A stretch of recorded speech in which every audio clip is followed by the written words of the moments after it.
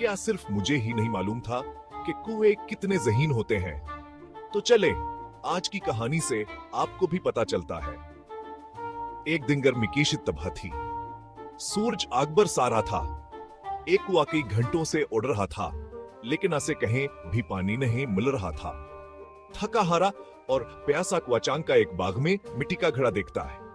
वो फौरन नीचे उड़ा और झांक कर देखा। घड़े में थोड़ा सा पानी था, लेकिन इतना नीचे घास की चूचूहां तक नहीं पहुंच सकती थी। कुआं मायूस हुआ, लेकिन हिम्मत नहीं हारी। बस की अंजर करीब पड़े कंकरों पर पड़ी। एकाएक उसने कंकर उठाए और घड़े में डालने लगा। आहिस्ता आहिस्ता पानी के स्थाव पर आने लगी। आखिरकार पानी इतना ऊपर आ गया कि कुआं पी सके। तरोताजा और खुश होकर वो उड़ गया, अपनी चालाकी और मेहनत पर फख्र करते हुए। तो इस कहानी से हमें क्या सबक मिलता है?